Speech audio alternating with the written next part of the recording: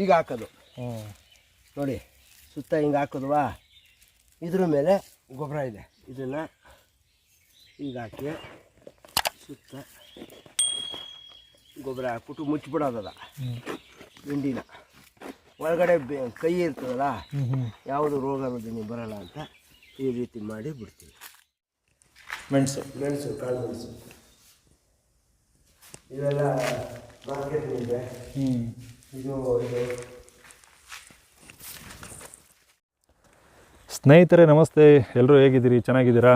ಈ ಅಡಿಕೆ ತೋಟ ನೀವು ನೋಡಿದ್ದೀರಾ, ಒಂದು ವಿಡಿಯೋ ಇತ್ತು ಈ ಅಡಿಕೆ ತೋಟದ ಬಗ್ಗೆ. ಆವಾಗ ಗುಂಡಿ ತೋಡಿದ್ರು ಏಲಕ್ಕಿ ಹಾಕಬೇಕು ಅಂತ. ಈಗ ಏಲಕ್ಕಿ ಹಾಕಿದರೆ ಏಲಕ್ಕಿ ಹಾಕೋಕ್ಕೆ ಎಷ್ಟು ಖರ್ಚಾಯಿತು ಮತ್ತು ಒಂದು ಎಕರೆಯಲ್ಲಿ ಎಷ್ಟು ಏಲಕ್ಕಿ ಕೂರುತ್ತೆ, ಇವೆಲ್ಲ ಅವ್ರ ಹತ್ರ ಕೇಳೋಣ ಬನ್ನಿ. ಅಲ್ಲಿ ಕಳೆ ಕೀಳ್ತಾ ಇದ್ದಾರೆ ನೋಡಿ, ಅವರೆಲ್ಲ ಕೈಯಲ್ಲೇ ಕಟ್ ಮಾಡೋಂಥ ಕಳೆನ. ಸಾವಯವ ಕೃಷಿ ಆದ್ದರಿಂದ ಕೈಯಲ್ಲೇ ಕಟ್ ಮಾಡ್ತಾರೆ. ಈ ರೌಂಡಪ್ಪು ಕೆಮಿಕಲ್ ಹಾಕಿ ಕಳೆನ ತೆಗಿಯಲ್ಲ. ಬನ್ನಿ ಅವ್ರನ್ನೇ ಮಾತಾಡ್ಸೋಣ. ಓ ಸರ್ ಬಂದ್ರೆ ಅವ್ರು ಮುಂದಕ್ಕೆ? ಹಾಂ ಇವರೇನಾ? ಅಮ್ಮ ಒಂದು ಸ್ವಲ್ಪ ಫೇಸ್ ತೋರಿಸ್ಬಿಡಿ ಸರ್. ಹೇಳಿ ಸರ್, ಏನು ಮಾಡ್ತಾಯಿದ್ದೀರಿ? ಕಳೆ ಕೀಳ್ತಾ ಇದ್ದೀವಿ ಸರ್. ಓಕೆ, ಕಳೆ ಕೀಳಿಸ್ತಾ ಇದ್ದೀರಿ. ಕಳಿಸ್ತಾವೆ ಆಳು ಕರ್ಕೊಂಡು. ಹಾಂ, ಮತ್ತು ಏನು ಸಮಾಚಾರ? ತೊಗೊಳ್ಳಿ, ಮೈಕ್ ತೊಗೊಳ್ಳಿ ಹತ್ರ. ಇರಲಿ ಬಿಡಿ. ಈಗ ಏಲಕ್ಕಿ ಹಾಕಿದ್ದೀರಾ? ಏಲಕ್ಕಿ ಹಾಕಿದ್ದೀವಿ ಸರ್. ಇವಾಗ ರೀಸೆಂಟಾಗಿ ಒಂದು 4 ದಿನ ಆಯಿತು ನಾಟಿ ಮಾಡಿದ್ವಿ. ನಾಟಿ ಮಾಡಿ ಅದರಲ್ಲಿ ಒಂದು ಸ್ವಲ್ಪ ಕಳೆ ಇತ್ತು. ಗುಂಡಿ ಕಿತ್ತಿದ್ದು ಆಲೆ ಸುಮಾರು ತಿಂಗಳಾಗಿತ್ತು. ತಿಂಗಳ ತವಿಂದ ಕಳೆ ಕಿತ್ತಿರಲಿಲ್ಲ. ಸೊಸಿ ಬಂದ್ಬಿಡ್ತಲ್ಲ, ಅದನ್ನು ನಾಟಿ ಮಾಡಿದ್ವಿ. ನಾಟಿ ಮಾಡಿಬಿಟ್ಟು ನೀರು ಕೊಟ್ಬಿಟ್ಟು ಅದೇ ತ್ಯಾವಕ್ಕೆ ಕಳೆನ ತೆಗೆಸ್ತಾ ಇದ್ದೀವಿ. ಓಕೆ ಈಗ ಎಷ್ಟು ಖರ್ಚಾಯಿತು ಸರ್? ಸರ್ ಒಂದು ಸೊಸಿ 60 ರೂಪಾಯಿ. ಎಲ್ಲಿಂದ ತರಿಸಿದ್ದು? ಇದು ಶಿವಮೊಗ್ಗದಿಂದ ತರಿಸಿರೋದು. ಒಂದು ಸೊಸಿ 60 ರೂಪಾಯಿ. 200 ಸೊಸಿ ತರಿಸಿದ್ದೀನಿ. 175 ಸೊಸಿ ನಾಟಿ ಮಾಡಿದ್ದೀನಿ ಇಲ್ಲಿ. ಒಂದು ಎಕರೆಗೆ 175 ಸೊಸಿ ನಾಟಿ ಮಾಡಿದ್ದೀನಿ. ಇನ್ನೊಂದು 25 ಸೊಸಿ ಅಕಸ್ಮಾತ್ ಹೋದ್ರೆ ಇರಲಿ ಅಂತ ಇಟ್ಕೊಂಡಿದ್ದೀನಿ. ಇನ್ನೊಂದು 150 ಕಾಳು ಮೆಣಸು ತರಿಸಿದ್ದೀನಿ. ಆ ಕಡೆ ಗುಂಡಿ ಹೊಡೆದಿದ್ದೀನಿ. ಗುಂಡಿಗೆ ನೆಡಬೇಕಲ್ಲಿ. ಒಂದು ಸೊಸಿ 60 ರೂಪಾಯಿ ಏಲಕ್ಕಿ. 60 ರೂಪಾಯಿ. ಟೋಟಲ್ ಎಷ್ಟು ಖರ್ಚಾಯಿತು? ಟೋಟಲ್ 12,000 ರೂಪಾಯಿ ಏಲಕ್ಕಿಗೆ, 4,500 ರೂಪಾಯಿ ಮೆಣಸು ಕಾಳು ಮೆಣಸಿಂದು. ಒಟ್ಟು 16,500 ರೂಪಾಯಿ ಖರ್ಚಾಯಿತು ಸರ್. ಇವಾಗ ಏಲಕ್ಕಿಗೆ, ಅದಕ್ಕೆ ಏಲಕ್ಕಿಗೆ ನಾವು ಗೊಬ್ಬರ ಈಗ ಆಲ್ರೆಡಿ ಕೊಟ್ಟಿದ್ದೀವಿ. ಈಗ ಅಲ್ಲಿ ಬೇವಿನುಂಡಿ ತಂದು ಮಡಗಿದ್ದೀನಿ.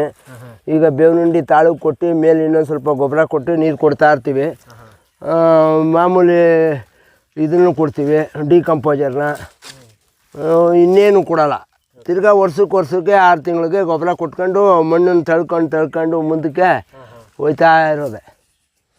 ಇದಕ್ಕೆ ಈಗ ಇಲ್ಲಿದೆಯಲ್ಲ, ಈಗ ನೆಟ್ಟಿ ನಾಟಿ ಮಾಡಿದ್ದೀವಿ, ನೀರು ಕೊಟ್ಟಿದ್ದೀವಿ, ತ್ಯಾವ ಅದೇ. ಇದಕ್ಕೆ ಈಗ ಇದನ್ನು ಕೊಡ್ತೀವಿ, ಬೇವಿನುಂಡಿ ಕೊಟ್ಟು ತಿರ್ಗಾ ಮೇಲೆ ನೋಡಲ್ಲಿ ಗೊಬ್ಬರ ಇದೆ ಇನ್ನೊಂದು ಸ್ವಲ್ಪ, ಅದನ್ನು ಮೇಲೆ ಕೊಟ್ಬಿಟ್ಟು ನೀರು ಕೊಡೋದು ಅಷ್ಟೇ.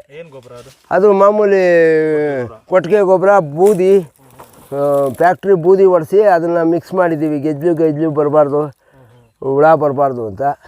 ಅದ್ರ ಜೊತೆಗೆ ಬೇವಿನುಂಡಿ ಕೊಡ್ತಾಯಿದ್ದೀವಿ. ಬೇವಿನುಂಡಿ ಅಲ್ಲಿ ಚೀಲದಲ್ಲಿ ಐತೆ. ಇವಾಗ ಕಳೆ ಕೀಳಿಸಿದ ತಕ್ಷಣ ಎಲ್ಲರ ಕೈಲೂ ಅದು ಹಾಕ್ಸ್ಬಿಟ್ಟು ಮೇಲ್ಗಡೆ ಗೊಬ್ಬರ ಕೊಟ್ಬಿಟ್ಟು ನಿರಂತರ ನೀರನ್ನ 2 ದಿನ 3 ದಿನಕ್ಕೆ ಡ್ರಿಪ್ಪನ್ನ ಸ್ಟಾರ್ಟ್ ಮಾಡೋದು, ಕೊಡ್ತಾ ಇರೋದು. ನೀರನ್ನ ಬೋರ್ತದೆ. ರೋಗ ರುಜಿನ ಬಂದರೆ ಮಾಮೂಲಿ ಬೇವಿನೆಣ್ಣೆ, ಹುಳಿ ಮಜ್ಜಿಗೆ ಎಲ್ಲ ಮಾಡಬೇಕು. ಮಾಡೋದು ಬೇಡ, ಚೆನ್ನಾಗಿರಲಿ ಅಂತ ಆರೈಸಿ ಅಷ್ಟೇ. ಚೆನ್ನಾಗಿ ನೋಡ್ಕೋತೀರಾ ಬಿಡಿ, ರೋಗ ರುಜಿನ ಬರೋಕೆ ಎಲ್ಲಿ ನೋಡ್ಕೊಂತೀರಾ? ಸಾವಯವದಲ್ಲಿ ಬೆಳೀತಾ ಇದೆ. ಇದು ಮಂಡ್ಯ ಜಿಲ್ಲೆಯಲ್ಲಿ ಬರುತ್ತೆ ಅಂತ ಯಾರು ಹಾಕಿದ್ದಾರೆ, ನೀವು ನೋಡಿದ್ರಾ? ಮಂಡ್ಯ ಜಿಲ್ಲೆಯಲ್ಲಿ ಯಾರು ಹಾಕವ್ರೆ ಅಂತ ಗೊತ್ತಿಲ್ಲ. ನಾವು ಆ ಕಡೆ ಕೇಳಿದ್ವಿ, ಅಡಿಕೆ ಒಳಗೆ ಏಲಕ್ಕಿ ಬೆಳಿಬೋದು, ನಿಮ್ಮ ಭೂಮಿ ಸೂಕ್ತವಾಗದೆ ಅಂತ ನನಗೆ ನರ್ಸರಿ ಕೊಟ್ಟವ್ರು ಹೇಳಿದ್ರು. ಅದಕ್ಕೋಸ್ಕರ ಟ್ರೈ ಮಾಡೋಣ ಅಂತ ಮಾಡ್ತಾಯಿದ್ದೀನಿ. ಹಾಕಿ ನೋಡೋಣ ಅಂತ. ನಾನು ಬೇಸಿಕ್ ಏನಪ್ಪ ಅಂದರೆ ಮೆಣಸು ಹಾಕಬೇಕು ಅಂತ ಈಗ ಅಡಿಕೆ ಹಾಕಿರೋದು. ಮೆಣಸನ್ನ ಒಂದು 4 ವರ್ಷ ಫಲ ತಗೊಂಡು ಹಾಕಿದ್ರೆ ಮರ ಚೆನ್ನಾಗಿ ಬೆಳೆದಿರ್ತದೆ. ಒಂದು 12 ಅಡಿ 13 ಅಡಿ ಎತ್ತರ ಹೋದ್ಮೇಲೆ ಕೆಳಗಡೆ ಮೆಣಸು ನೆಟ್ಟರೆ ಅದಕ್ಕೆ ಹಬ್ಬಕ್ಕೆ ಆಸರೆ ಆಯ್ತದೆ. ಇವಾಗ ಮೆಣಸು ನೆಟ್ಬಿಟ್ರೆ 2-2.5 ಅಡಿ ಮರ ಅದೇ. ಮೆಣಸು ಫಾಸ್ಟಾಗಿ ಬಂದರೆ ಮರ ಡೆವಲಪ್ ಆಗಲ್ಲ. ಅದಕ್ಕೋಸ್ಕರ ಒಂದು 4-5 ವರ್ಷ ಫಲ ತಗೊಂಡು ಮಾಡೋಣ. 4-5 ವರ್ಷದಷ್ಟರಲ್ಲಿ ಏಲಕ್ಕಿ ಬರಲಿ ಅಂತ ಟ್ರೈ ಮಾಡ್ತಾಯಿದ್ದೀನಿ. 2 ವರ್ಷಕ್ಕೆ ಬರ್ತದೆ ಅಂತ ಹೇಳಿ ಅವನು ಏಲಕ್ಕಿನ 2 ವರ್ಷಕ್ಕೆ ಏಲಕ್ಕಿ ತಗೊಂಡ್ರೆ ಇನ್ನೊಂದು 2 ವರ್ಷ ನನಗೂ ಪ್ರಿಪೇರ್ ಆಯ್ತದೆ. ಆವಾಗ ಮೆಣಸು ನೆಟ್ಕೊಂಡ್ರೆ ಏಲಕ್ಕಿ ಇರಲಿ ಬಿಡಲಿ ಏನಾಗುತ್ತೆ ನೋಡೋಣ ಮುಂದೆ. ಅಂದರೆ ಈ ತೋಟದಲ್ಲಿ ನಿಮಗೆ 4 ಬೆಳೆ ಆಯಿತು. ಒಂದು ತೆಂಗಿನ ಮರನೂ ಹೌದು, ಅಂದರೆ ಬಾರ್ಡ್ರುಗಳು ತೆಂಗು ಮರ, ಸುತ್ತ ತೆಂಗು ಮರ ಹಾಕೊಂಡಿದ್ದೀನಿ, ಸಾಗವಾನಿ ಹಾಕೊಂಡಿದ್ದೀನಿ, ಮಧ್ಯೆ ಅಡಿಕೆ ಹಾಕೊಂಡಿದ್ದೀನಿ. ಅಡಿಕೆ ಒಳಗೆ ಏಲಕ್ಕಿ ಈಗ ಟ್ರೈ ಮಾಡ್ತಾ ಇದ್ದೀನಿ. ಏಲಕ್ಕಿ ಆಯ್ತಲೇ ಮೆಣಸು ಹಾಕತ್ತೀನಿ, ಸಾಕು ಇಷ್ಟು. ಹೌದು, ಇಲ್ಲಿ ಬರುತ್ತೆ. ಅಲ್ಲಿ ಏಲಕ್ಕಿ ಹಾಕಿದ್ರೆ ಇದು ಮೆಣಸು ಹಾಕೋಕ್ಕೆ ಬಿಟ್ಕೊಂಡಿರೋದು. ಇದು ಇನ್ನು 4 ವರ್ಷದಕ್ಕೆ ಇರೋಲ್ಲ, ಎಲ್ಲ ಕೊಳತಿ ಗೊಬ್ಬರ ಆಯ್ತದೆ. ಈ ಕೊಳತಿ ಗೊಬ್ಬರ ಆದಮೇಲೆ ಈ ಜಾಗಕ್ಕೆ ಮೆಣಸು ಹಾಕತ್ತೀನಿ. ಅಲ್ಲಿ ಏಲಕ್ಕಿ ಇದ್ದೇ ಇರುತ್ತೆ. ಅದನ್ನೆಲ್ಲನೂ ಈ ರೀತಿ ಬರುತ್ತೆ. ಬೆಡ್ಡೆಲ್ಲ ಇಲ್ಲಿ ಹೆಂಗಿದೆ ಹಂಗೆ ಬರುತ್ತೆ ಬೆಡ್ಡು. ಹಿಂಗೆ ಬಂದಾಗ ಏಲಕ್ಕಿ ಎಲ್ಲ ದಸಿ ಕಡ್ದು ಅಗಲಕ್ಕೆ ಬರುತ್ತೆ. 5 ಥರದ ಬೆಳೆ ಇದೆ ಇದೆ. ಇನ್ನು 5-6 ವರ್ಷ ಆದಮೇಲೆ 5 ಥರದ ಬೆಳೆಯಲು ನೋಡ್ಬೋದು. ಒಂದಲ್ಲ ಒಂದು 5ಕ್ಕೆ ಸಿಕ್ಕಿದ್ರೆ ಅದು ಸಿಕ್ಕಿದ್ರೆ ಅದು ಹಂಗೆ ಒಂದಲ್ಲ ಒಂದು ರೇಟ್ ಸಿಕ್ಕಲಿ ಅಂತ ಪ್ರಯತ್ನ ಪಡ್ತಾ ಇದ್ದೀವಿ. ಎಷ್ಟು ಎಕರೆ ಇದು? 1 ಎಕರೆ ಇದೆ. ಇಲ್ಲಿ 5 ಬೆಳೆ 5 ವರ್ಷದ ನಂತರ ವಿಧವಾದ ಪ್ರಾಫಿಟ್ ಇರಲಿ ಅಂತ ಬಯಸ್ತಾ ಇದ್ದೀವಿ. ಈಗ ತೆಂಗು ಪ್ರಾಫಿಟ್ ಕೊಡ್ತಾ ಇದೆ, ಅಡಿಕೆ ಇನ್ನು ವರ್ಷದಲ್ಲಿ ಪ್ರಾಫಿಟ್ ಕೊಡ್ತದೆ. ಈಗ ಆಲ್ರೆಡಿ ಒಂಬಳೆ ಬಂದಿದೆ ನೋಡಿ ಇಲ್ಲಿ. ಈಗ ಇದೇನೆ ಇದೆ ಒಂಬಳೆ ಬರ್ತಾ ಇದೆ. ಇದು ಇನ್ನು 2 ವರ್ಷದಲ್ಲಿ ಇದು ಕೊಡುವಷ್ಟರಲ್ಲಿ ಇದು 2 ವರ್ಷದಲ್ಲಿ ಇದು ಬರುತ್ತೆ, ಇದು ಬರ್ತದೆ. ಹಂಗೆ ಒಂದೊಂದು ಅದು 2 ವರ್ಷದಲ್ಲಿ ಬರ್ತಾ ಇದ್ದಂಗೆ ಇದು ಹೋಗುತ್ತೆ. ಇದೆಲ್ಲನೂ ಹೋಗಿಸ್ಬಿಟ್ಟು ಕಾಳು ಮೆಣಸು ಹಾಕೊಂಡ್ರೆ ಕಾಳು ಮೆಣಸು ಹಬ್ಬಕ್ಕೆ ಆಸರ ಹೇಳ್ತದೆ. ಹಾಕುವ ಇದು ಕೊತ್ತಂಬರಿ ಹಾಕ್ಬೇಕು ಉಗಾದಿಗೆ ಅಂತ ಅಂದ್ಕೊಂಡಿದ್ದೀನಿ. ಮಳೆ ಬೀಳಬೇಕು, ಕೊತ್ತಂಬರಿ ಚೆಲ್ಲಬೇಕು. ಬರಲಿ, ಕಳೆ ಬಂದ್ರೇ ಬೆಳೆ ಬರೋದು. ಕಳೆ ಬರ್ತದೆ, ಅದನ್ನು ಹಿಂಗೆ ಹಸ ಮಾಡಬೇಕು. ಫುಲ್ ಕೊತ್ತಂಬರಿ ಹಾಕ್ಬಿಡುವ ಅಂತ ಅಂದ್ಕೊಂಡಿದ್ದೀನಿ. ಮಳೆ ಬೀಳಬೇಕು, ಕೊತ್ತಂಬರಿ ಹಾಕ್ಬೇಕು ಅಂದ್ರೆ ಮಳೆ ಬೀಳಬೇಕು. ಹಾಕಿದ್ರೆ ಏನೋ ಸೀಸನಲ್ಲಿ ಏನೋ ಸಿಕ್ಕಿದ್ರೆ ಅದು ಉಗಾದಿಗೆ ಒಂದಷ್ಟು ಆಯ್ತದೆ. ಹಾಲಿಲ್ಲ ಅಂದರೆ ಇಲ್ಲ. ಏನು ಹಿಂಗೆ ಅಂತ ಹೇಳೋಕ್ಕಾಗಲ್ಲ. ಹಸಿರು ಪದಾರ್ಥ ಸಿಕ್ಕಿದ್ರೆ ಸಿಕ್ತು, ಸಿಕ್ತಾರೆ ಇಲ್ಲ. ಈ ಇದ್ರ ಮಧ್ಯ ಈ ಅಡಿಕೆ ಮಧ್ಯ ಸಾಲಿದೆಯಲ್ಲ, ಈ ಸಾಲಿಗೆ ಯಾವುದು ದೀರ್ಘಾವಧಿ ಬೆಳೆ ಹಾಕಕ್ಕಾಗಲ್ವಾ? ದೀರ್ಘಾವಧಿ ಹಾಕಕ್ಕಾಗಲ್ಲ. ಅದಕ್ಕೆಲ್ಲ ಸಾರಾಂಶ ಬೇಕಲ್ಲ. ಇದಕ್ಕೆ ಎಲ್ಲನೂ ತಂದು ಇಲ್ಲೇ ಅಡಾಪ್ಟ್ ಮಾಡಿಬಿಟ್ರೆ ಅದು ಇಲ್ಲ ಇದು ಇಲ್ಲ, ಮದುವೆಲಿ ಊಟ ಹಾಕ್ದಂಗೆ ಆಯ್ತದೆ. 4 ಮರಕ್ಕೆ 1 ಮರ ಆ ಥರ ಆಗಲ್ಲ ಸರ್, ಆಗಲ್ಲ. ತುಂಬ ಬೆಳೆ ಜಾಸ್ತಿ ಆಗ್ಬಿಡ್ತದೆ, ಇಳುವರಿ ಇಲ್ಲದೆ ಹೋಯ್ತದೆ. ಯಾವುದ್ರಲ್ಲೂ ಇಳುವರಿ ಇಲ್ಲದೆ ಹೋಯ್ತದೆ ಬೆಳೆ. ಈಗ ಸದ್ಯಕ್ಕೆ ನೀವು ಹೇಳ್ದಂಗೆ ದ್ವಿದಳ ಧಾನ್ಯ ಬೆಳ್ಕೊಬೋದು. ಬೇಕಾದ್ರೆ ಕೊತ್ತಂಬರಿ ಹಾಕೊಬೋದು, ಸೊಪ್ಪಿನ ಪದಾರ್ಥ ಏನಾದ್ರು ಸಬ್ಸಿಗೆ ಹಾಕೋಬೋದು. ಇದೆಲ್ಲ ಮಾಡ್ಬೋದು. ಮಾಡ್ತೀನಿ ಅನ್ನೋದಿದ್ರೆ ಸಬ್ಸಿಗೆ, ಅರಿವೆ ಸೊಪ್ಪು ಮತ್ತು ಕೊತ್ತಂಬರಿ ಸೊಪ್ಪು ಇಂಥವೆಲ್ಲ ಚೆಲ್ಕೊಂಡು ಸ್ಪ್ರಿಂಕರ್ ಮಾಡ್ಕೊಂಡ್ರೆ ಅದನ್ನೂ ಬೆಳಿಬೋದು ನೆರಳಲ್ಲಿ, ತೊಂದರೆ ಇಲ್ಲ.